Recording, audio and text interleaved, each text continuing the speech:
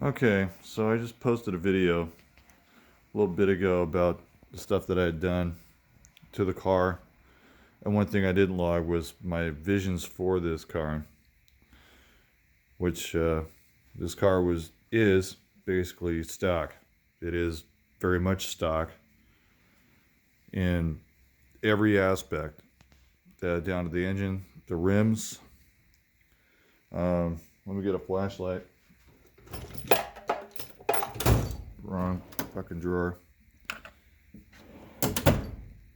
So, yeah, so you can see the rims, bone stock, everything, absolutely stock.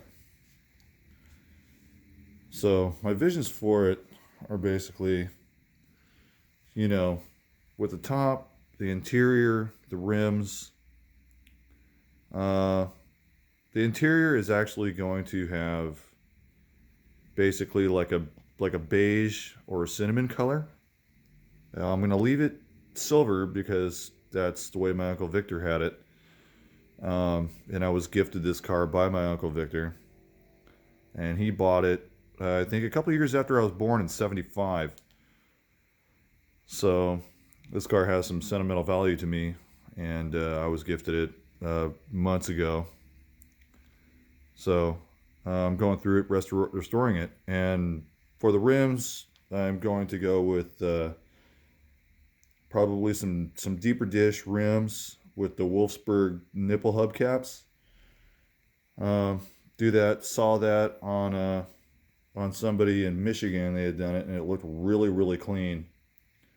Um, and it had the same bolt pattern for the rims, so they should match up really well. The only problem I think I might have is the clearance between the tire right here when I get the wider rims. I think that's probably going to be one issue that I'll have to address, but we'll see what happens. As for the engine itself, this one is stock. Like I said before, it produced 54 horsepower and one barrel carburetor, single port. It's probably got 300 some odd thousand miles. It's the original motor that came in it in '68. So I'm not going to even attempt to rebuild it. I'm going to get a motor that has been built quasi performance but can still run on the street. I'm not looking for anything high po. So I'm looking for at a Bernie Bergman engine uh, built by that guy. It's going to be dual carbs, dual port, but it will have the Porsche 911 fan shroud on it, which will make it look super cool. It'll cool very efficiently, and it should give me enough horsepower since I live in Victorville and I like to go down a hill. I want to be able to go up the I-15 at a decent amount of speed that this thing will not be able to handle in its current state. And the motor is just tired. It's just old, and I'm going to just shit can it and get something new. And so that'll be some coin. I'm going to have to see how much it's going to cost, but I'm thinking it's going to be around the 6,500 range. As for the interior, I'm going to grab some M3, BMW M3 convertible seats that will fit inside these rails here.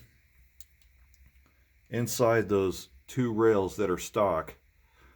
And all I have to do is drill a couple of holes. I think the measurement is basically about a 1/16 to an 1/8 of an inch off.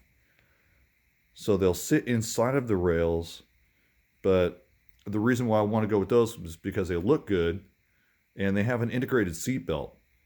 So I won't have to use the stock seat belts that are just kind of painful, and the stock seats just are not comfortable at all. As for the steering wheel, I may keep it, I'm not sure yet.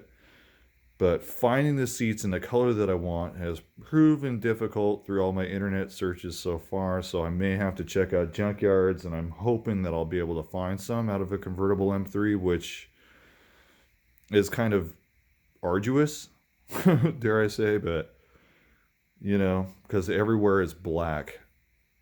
Everyone has black. The beige and cinnamon are apparently in high demand, but that's the color I want, so it's probably going to take some time. And like, I like those seats because I have them in my 2002 E46, which I'll probably post a couple of videos about that car because I love that thing. And I'm going to stay with the silver, like I said before. So this thing's going to take body work, as you can see, like right here, which sucks. Uncle Victor fucking hit something.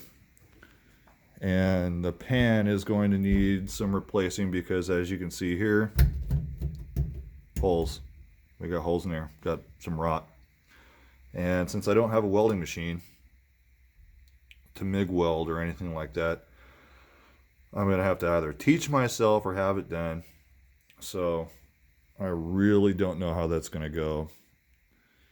So, you know, you never know with these restoration jobs what you're going to find, and that was what I found, and I really wish I didn't see it because ignorance is bliss, and fuck that shit because fuck that shit. So, whatever. As for the stereo, you can see right there, I've already found a stereo that's going to look stock but is also Bluetooth enabled, so that'll make it pretty cool. As for that stock speedo, I've already found one with an integrated tachometer in it, which will go basically right here. The tach is right there. So I'll have that installed as well. Get that. So I'll be able to use what I have for the fuel gauge and the clock, and also integrate a tach, which I really like because I like tachometers. That's just me. So everything is going to basically look the same. It'll look clean when I'm done. It's just going to take some time. As for the taillights, because I have what Uncle Victor called the European style on one side and the American style on the other. But I have another European style taillight. So I'll probably just go with that because I have another one. And, you know, it's just taking some time, which is part of this whole in-garage restoration stuff. But, yeah, this is apparently log number 4. I apologize. For one of the videos, I said it was log 2, which was not. Thank you, Beer, for making me not be able to remember numbers and shit.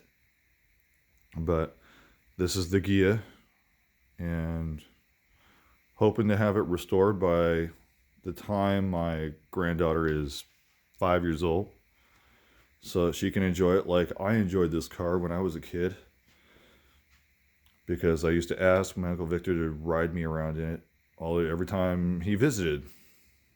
And now I have it, and I want to pass on the enjoyment to her. So, kudos to anybody who watches it, which I really don't think you will, but whatever. It's out there. So, I'll post more videos in the future. Thank you. Bye. Oh, yeah. Remember, Beer, help you work on cars better. Bye.